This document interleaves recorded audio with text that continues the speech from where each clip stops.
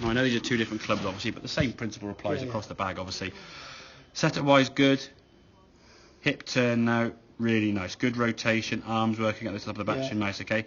As we come down, it's keeping this right shoulder back. So what I want to see when you make contact with the ball is your left arm looking down the line, okay? Which obviously we showcase now as you're coming through. So your left arm's still visible. Left arm is still visible, okay? Right arm, right shoulder staying back. The club path you can see now a lot better. Left arm still visible, and there's contact. And we can just about see your left arm there as you hit it. So your right shoulder is staying back. Your watch, I guess it'd be, is now visible. Now, with the hybrid, again, same good backswing. Yeah. But a bit more kind of over the top here now with that right shoulder as we come into impact. Club now is more outside the line as we hit the golf ball there. Left arm now, not so visible, okay? So you can see your now. If I go through another frame, this is the next frame, okay? And these are playing at like whatever speed they are. There's now the similar kind of position now with your right arm, and it's just after impact. So that's how close it is, but it'll feel to you quite strange. As you're swinging the body round, this right arm now is going to get in the way, so your left arm now would appear underneath your arm, okay? This is a much better strike, more towards target, nice. And again, your body will always turn through the ball. We're not saying don't turn your body through, but initially, when you get here, we keep this body back and keep the right side back. There's a video I'll send through to you. There's a guy on YouTube that explains it quite well, and that's a very extreme move, and I'll show you in a second when we finish this recording.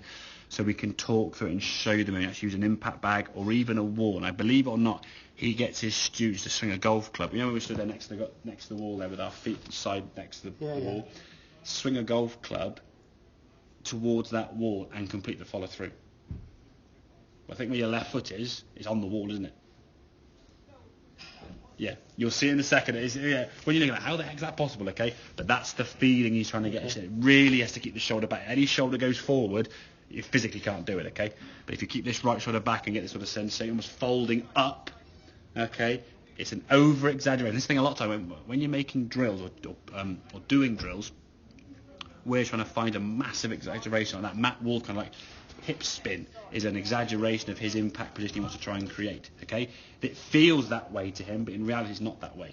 So what feels to you, this right shoulder here, Glenn, staying back, okay, in reality is actually coming through nicely, okay? To you it feels like sort of somewhere back here, way back behind the ball, and your hands are a bit arms and a bit flicky, okay? So really the focal point now for me is from the top of the backswing, okay, down. Setup, great. Backswing, that hip, great. Really good, okay? On occasion you might sort of think about it as a reminder, but for the most part it's working really, really well. Compared to where the hip slide used to be, it's chalk and cheese, okay? So that's very, very good. As the club comes down, this right shoulder's got to stay back. I think the feeling you said it was what, underneath and up? Yes. The sort of feeling you had, So more, like almost like a topspin lob in tennis. So this kind of like up and under kind of sensation rather than this kind of chest going over, Does that kind of make sense now, Happy with that? Okay, so for me, a lot of positives there. Good hip turn, good setup. The 2/3 of the swing now is looking great. You're getting yourself in a good position up here. It's just this transition now. When your shoulder turn is better, okay, this shoulder will stay back. If you imagine the golf swing here now, if you swing a golf club, use this left arm as a guide.